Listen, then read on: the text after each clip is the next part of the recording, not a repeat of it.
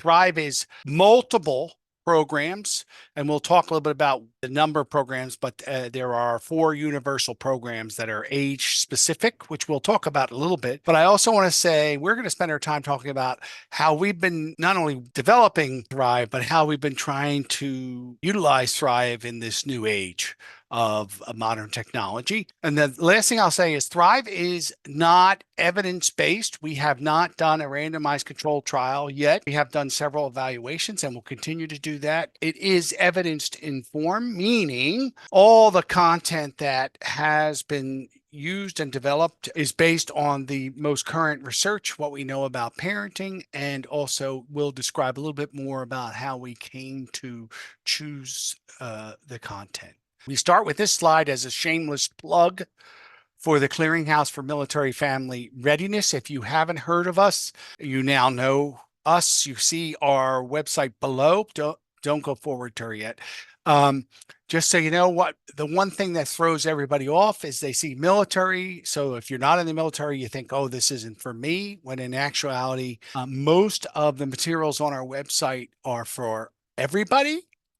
It's just that our funding has come from the DoD.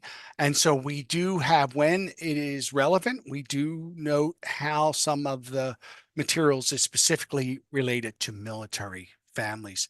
I just want to then finish with saying, what do we do? You can see across the top, we do a fair amount of applied research, program implementation, program evaluation. The one thing I want to show, or not show, but just note, we have an online repository of almost 15,000 different programs that have been used in the US, not necessarily with military. And what we do is we create a consumer reports fact sheet on that program as to how much evidence there is it achieves its goals.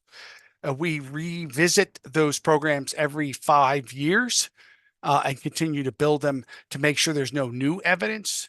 And we then, that fact sheet is used by folks to make determinations as to which program they might use. So we cover bullying, parenting, smoking cessation, traumatic brain injury, various topics. So I encourage you to take a look at that. If you have any questions, we have live technical assistance during 9 to 5 Eastern Standard Time.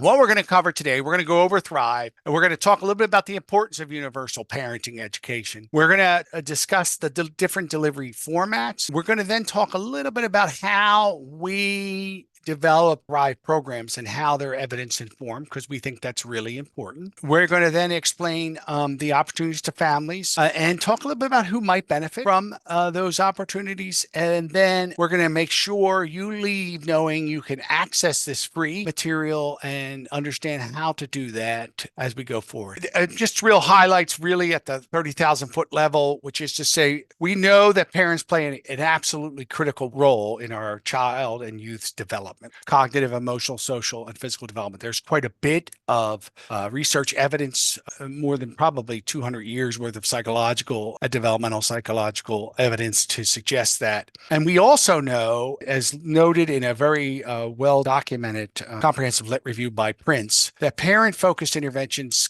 really are designed to enhance parents' competencies and parents' relationships. If they're done well and are tested, we know they can make a difference in the lives of the families they're serving. So the importance of parenting programs, just to give you a sense, and these flow out of the literature itself, but you'll see when we go over Thrive, we're exactly addressing these overall goals of enhancing parents' efficacy and satisfaction, building on parents' competencies and skills, hopefully improving them over time is the goal, and strengthening the parent-child relationship. What we really focus a lot on is positive communication, developmentally appropriate discipline, and the importance of family routines, encouraging nurturing behaviors of parents with their children, and increasing parents' knowledge of child development and communication skills. We know that parents who understand where their child should be out developmentally are more likely to be patient. So you don't start with a 4-year-old and give them Baskin and Robbins 31 flavors and expect them to pick one of those flavors. You might just mention 3 or 4. So really the importance of understanding where a child is and then working with them. And we take the the strategy here in Thrive, we continue. These are dynamic programs. We continue to refine them based, and I think Maya Angelou said it best, do the best you can until you know better. Thrive is actually, as I mentioned earlier, 4 different universal programs that are evidence informed, and they really focus on being developmentally appropriate. And the one thing that distinguishes them from most parenting programs is they absolutely have built into them a health promotion component. There are a few, but not many parenting programs that actually work on the health promotion side of the house. So mentioned it's evidence informed. We used what we call common components analysis to determine what specific components need to be in each curriculum. We have the programs include parenting strategies, as I mentioned already, on health promotion. And what we've also done is blended a sort of multimodal environments into a program delivery. So what does all that mean? It means when we originally started, and we started this effort, probably 11 years ago, we started, we're going to do face-to-face. And we did. We have one of our programs that was designed first as face-to-face. After that, we didn't do that again. Actually, we really switched and really went with an online program, but also we've spent the last few years, 3 or 4 years, is getting it to be hybrid. So we've been working and messing around with that to figure out what makes sense as an ingredient for that. And we continue to encourage folks to use a hybrid version. We'll talk more about that. What is common components analysis? It actually comes from work done by Bruce Torpeda and colleagues in Hawaii, where they looked at all the evidence-based programs out there and distilled them into the components. So what we did was we identified evidence-based parenting programs. So if we were looking at 0 to 3, which is our program called Take Root, we looked at all the parenting programs from 0 to 3, and we distilled them into their basic components. And then from that process, we went through a process of identifying those components that pop the most across the most programs and utilize them. And we'll talk a little bit about which areas we went after. Terri will do a little bit of talking about that.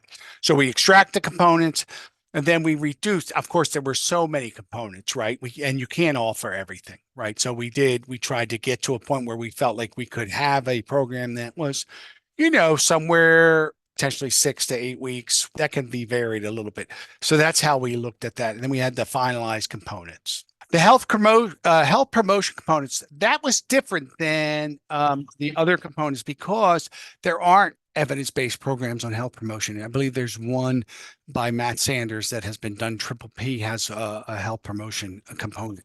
But other than that, pretty much none. And so what we did was spend a significant amount of our time really looking at the peer-reviewed journal articles, because there's a lot of professor types and researchers that publish a lot about various effective strategies and have tested them out, but they don't go the next step of getting those strategies into a program. And so we spent a lot of time looking at those and determined really understanding which of these components exist for health promotion, whether we were addressing childhood obesity or just health in general. We pulled them from current health recommendations as well. That's how we grew our, if you will, our health promotion side of our Thrive programs. And you'll see that in a minute as Terri goes through the Venn diagram that shows you our 3 major buckets, one of the buckets being health promotion. So this is our logic model. Thrive was developed and is continuing to be developed through a partnership with the Department of Defense. But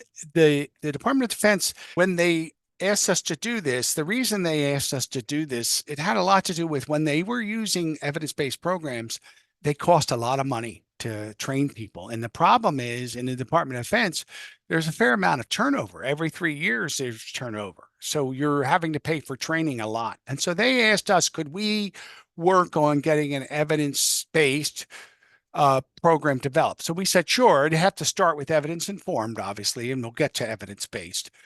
And so we developed that. But when we were working with them, they said, look, we don't want this just for military. This is the taxpayers' money and therefore should be available for all to use. So our programs are not just for military. They don't just focus on military. There are a few of the modules may be more military focused, like parental absence, although in civilian world, we have parents that are absent as well. So I want to be mindful of that. And you'll see there that what we address, we try to deal with family functioning. The three major buckets that Terri will talk about is positive parenting practices, stress management, and child physical health promotion. So that's our logic model. Is a lot more there. I'm not going to go over everything, but we mentioned the four, universal programs, which are the first on output activities.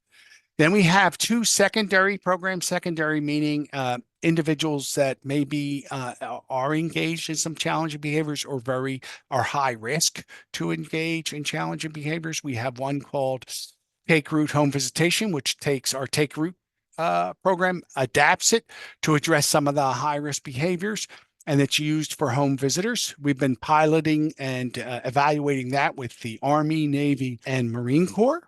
We're hoping to have Air Force join us soon. And then the second one is called Grow Safe and Secure, which we just are finishing its development. And we're now going to be doing a pilot and evaluation with the 4 services.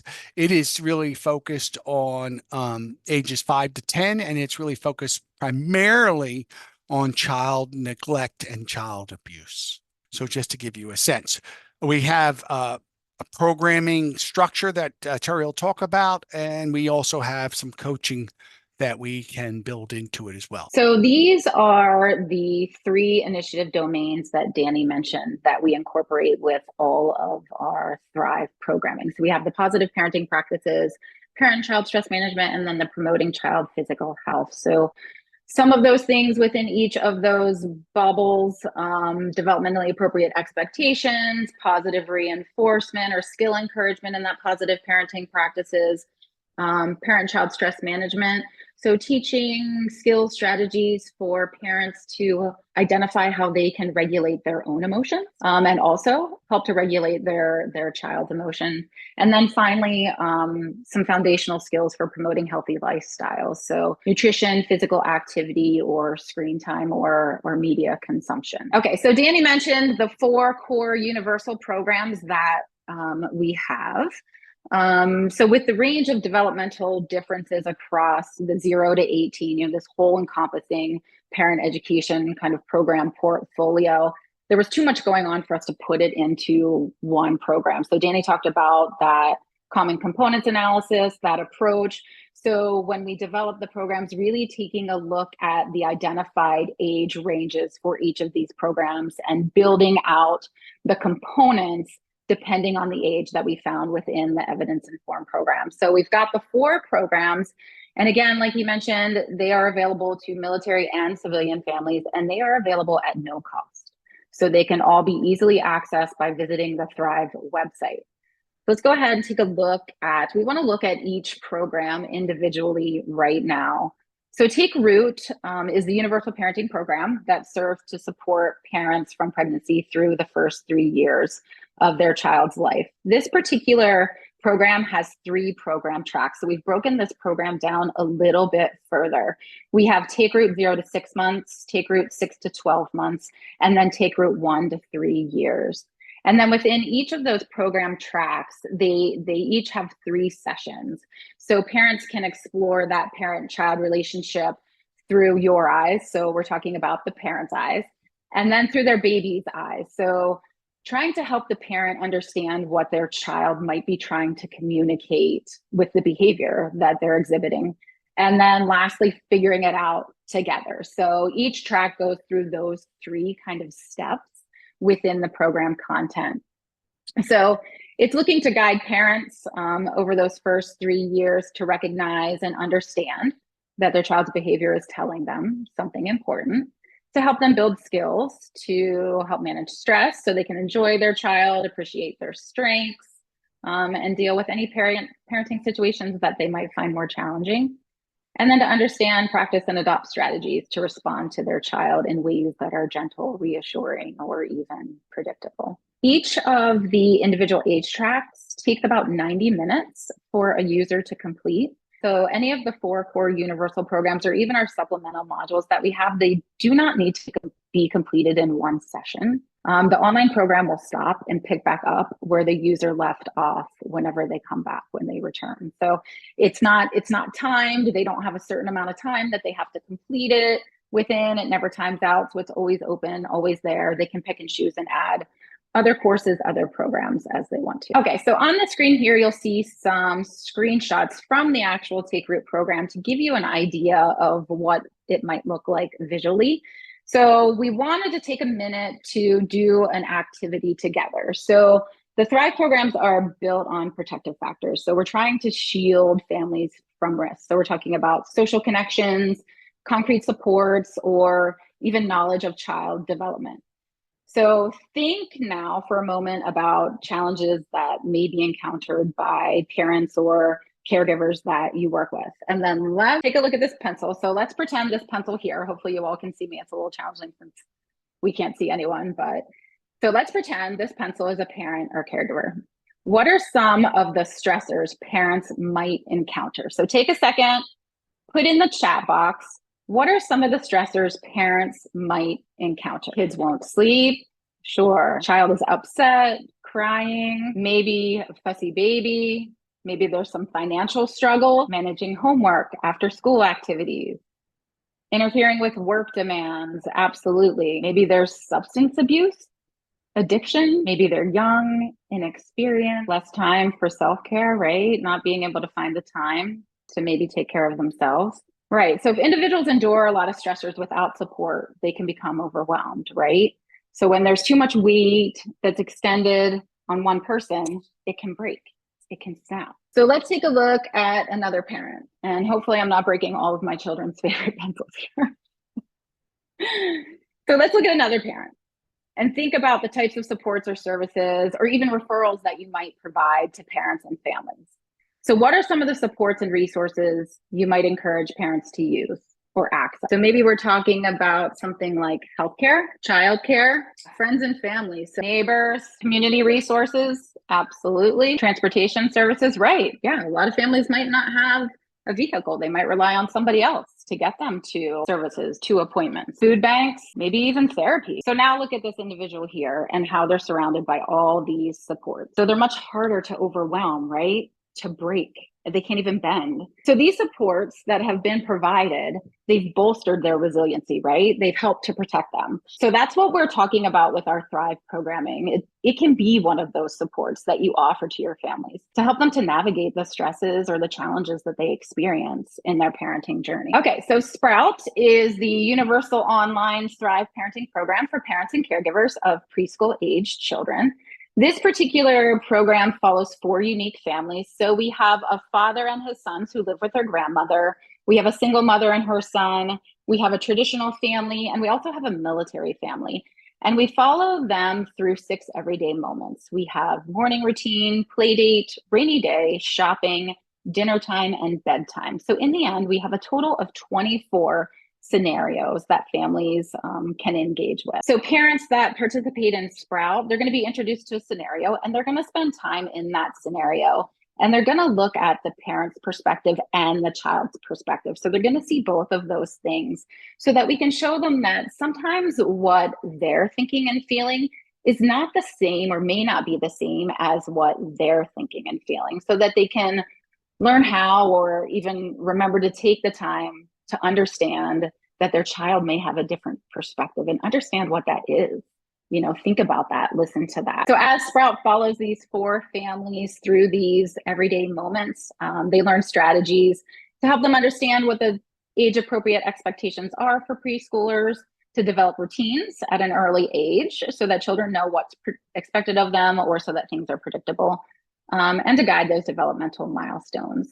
Each of the scenarios in Sprout takes about 10 minutes to complete. All right, we're going to do another activity here. So we're going to take a few minutes to look at some scenarios together. So you'll see on this screen here, we have some screenshots from the program itself. And then we have 5 example scenarios listed on the screen. And we're going to think about challenges and strategies that might occur during these everyday moments. So as an example, let's think about turning off technology. So some challenges that families, parents, caregivers might experience during this time, if you ask a child, we're done with screen time right now, maybe there's resistance to ending the screen time, tantrums, frustration, right? Difficulty transitioning to what's next, what's happening next.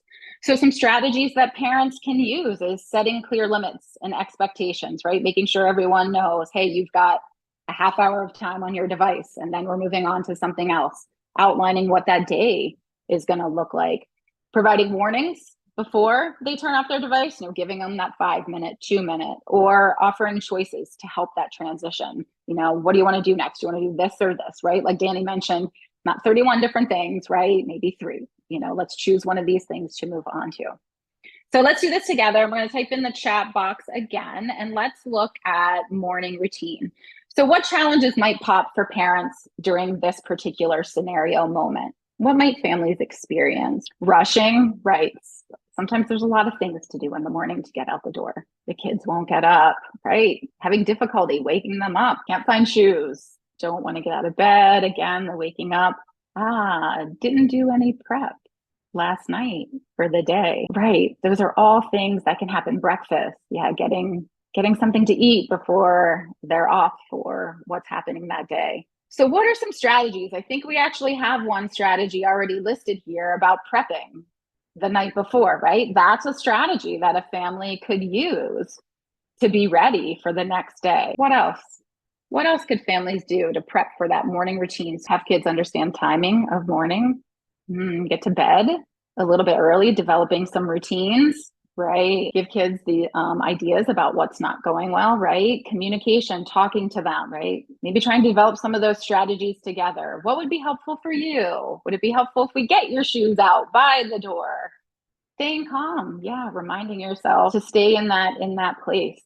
Because if we get frustrated as parents, then maybe they get a little more frustrated. Stagger activities so you're not doing too much. Set a timer for them to get ready. You have X amount of time. Great. All great ideas. Thank you for participating. So let's look at another one. Let's choose grocery shopping. So grocery shopping. What types of challenges may families experience if they're all going to the store together? Buying too much, right? The children want extras. Maybe those little things that are in the checkout line, right? All the candy, meltdowns, right? Grocery shopping is hard work. It's a lot. So what are some strategies? What are some things that parents can do to kind of make that go a little more smoothly? Get through the store a little bit faster, involve their child, stick to the list, right? Give your child the list, help them check it off, right? As you find the things, give them a job. Maybe something else is doing a little bit of that prep beforehand. Give your child a snack before you get there, right? So they're not hungry, maybe not wanting all those things that you see, all the good stuff that we all want. Maybe doing some of that pre-planning there. So as children start to enter those elementary school years, their independence really does start to grow. I'm living this right now with both of my children who are 7 and 10, and they're really developing their social and their cognitive growth. So GROW is helping parents and caregivers, or attempting to help parents and caregivers at this time to set limits, to build on established routines, and find ways to praise or encourage their child, and also to have fun together.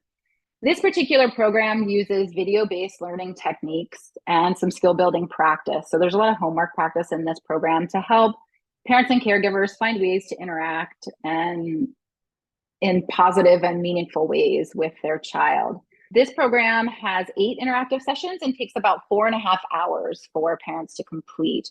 And then this is the program that is actually also available in that face-to-face format that Danny talked about, because this is the very first program that we developed for Thrive for DoD, because it was their greatest need at the time. Okay, so I think we're still good on time. We want to show you an example from GROW that offers some insight into coping mechanisms. So as we watch, what we want you to do is look for any potential red flags in the parenting approach. So things like stress, ineffective coping strategies, or even communication breakdowns. So let's take a look at the video and then let us know what you notice happening. Coping is one of the most important skills we can teach our children. Coping skills can be nurtured by creating a caring environment in which children are listened to and their emotions validated. In contrast, When children's feelings are denied or belittled, they may learn to be ashamed of their emotions and to mistrust their feelings. Watch me go down the slide. Ow. What's all that crying for? It's no problem. Ow, my You're not really hurt. hand. My hand hurts. Look, man, come on. Be tough. Dad, it hurts. Look, stop crying like a baby, okay? You will be okay. Play. Come on. All right, so we're going to look at the flip side here and take a moment to look at the interaction and tell us what you noticed this time. Negative emotions are protective and signal the need for caution. Fear or anxiety alerts us to the fact that we are outside our comfort zone and that danger may be present.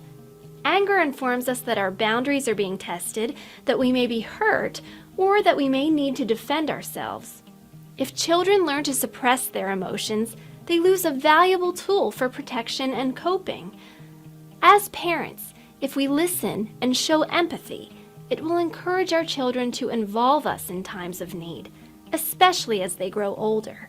When children feel connected and able to communicate with caring adults, they become more resilient and capable of overcoming adversity. Oh, that was some kind of fall. Are you all right? I think I hurt my hand. Yeah? Well, let's see. Doesn't look too bad, but that doesn't mean it doesn't hurt. Yeah, it's feeling better now. Okay, well, do you want to go home or do you want to stay and play? Let's play. Okay. Absolutely. So this particular program uses these videos to demonstrate these skills and strategies. You know, here's how it could be done. Here's maybe some things we could do a little bit differently and how you could do those things. All right, Branch Out is the fourth program.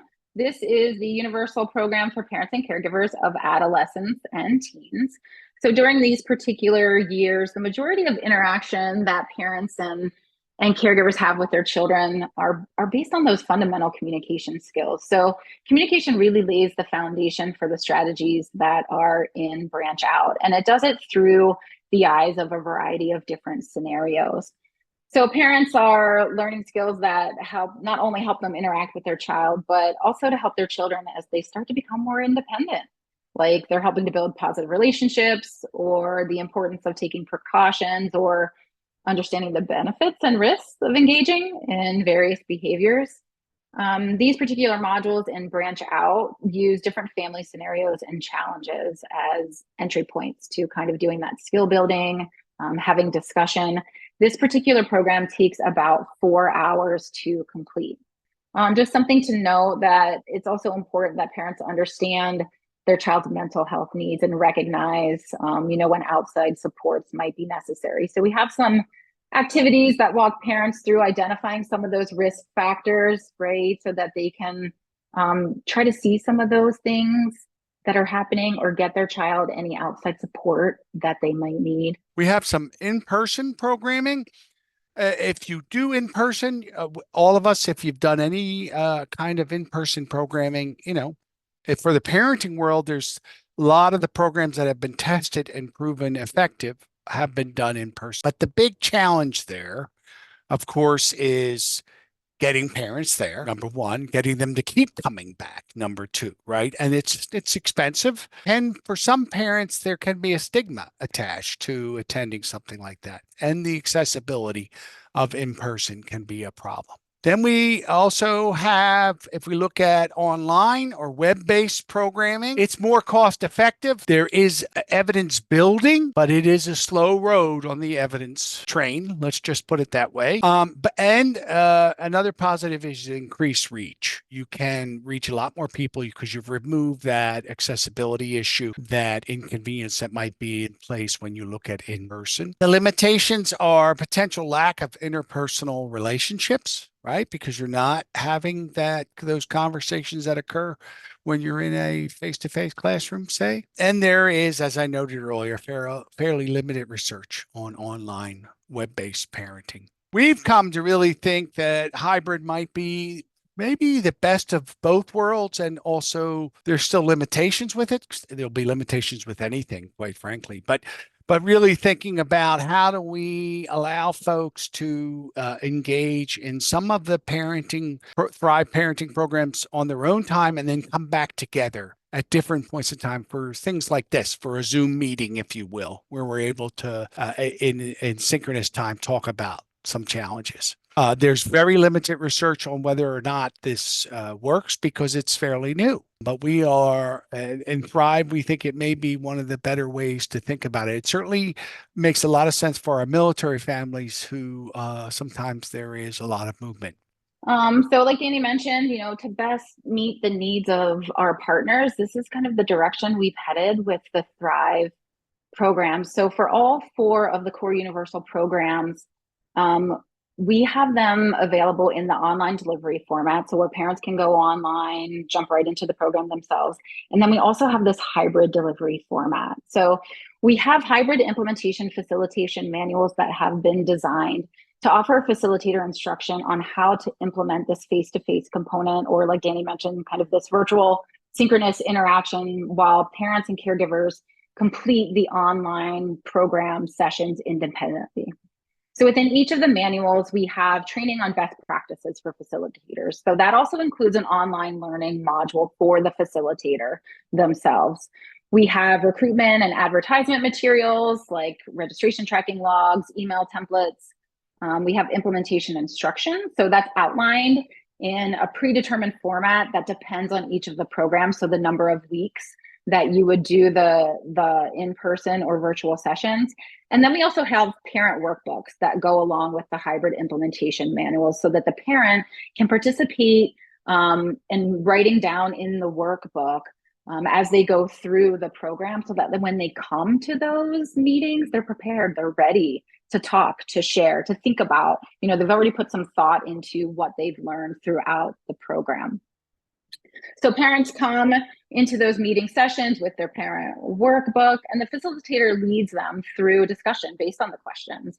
And those questions are outlined in that facilitator manual. So we take a look at an example of how someone might implement the Take Root program in a hybrid format. First, a facilitator needs to be identified who can assume those necessary roles. So they're participating in the training, they're recruiting parents, caregivers, and they're delivering those meeting sessions, so those in-person or virtual sessions. And then the facilitator, either by themselves or in conjunction with the organization, would download the implementation manual, the Take Root manual, and then review the overview. And then as instructed in the manual, they would participate in the online facilitator training that's available through the Thrive website. And then also participate in the Take Root program itself. So they know what's there, they understand everything that parents, families are gonna engage with.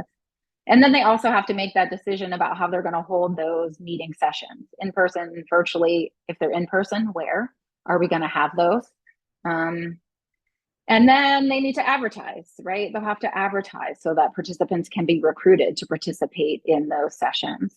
So when the program's rolled out and the facilitator begins to hold those meeting sessions, they're going to use that manual to guide their conversation with parents. That first meeting is really going to serve as an introduction, but then the next 4 meetings for Take Root, because this one is a 5-meeting program, those next 4 meetings, we'll expect the participants to come prepared with their parent workbook so that they can engage in that discussion. During those meeting sessions, the facilitator is going to lead them through the discussions that come from the programming content that's there. So we've taken a lot of the work off of the facilitator in using the online program. We've really done the heavy lifting and tried to outline it within this manual to make it a little bit of an easier lift for a facilitator who wants to come in and implement the program in that format. So we've been doing a lot of work on figuring out how these programs can roll out. And we continue to make refinements, as I mentioned. There is, at the bottom of the screen, all you need to really know is thrive.psu.edu. You can get there. You will have to, if you want to use the materials as a facilitator or engage in those kind of things, you will have to register. The registration, it's all free. It helps us know who's using it, and when we have new things to push out, we push out a newsletter once in a while. We want to do that. We have some evaluations that we've been working on, and I just encourage you to think through how to engage in using this resource. And then I'll just finish by saying, if you're going to use it and you want to talk through anything, Terri and team are available to sort of talk through it, plan it out. We would love to talk to you about evaluating. We continue to try to find ways to evaluate it and go after dollars for the evaluation side of the house.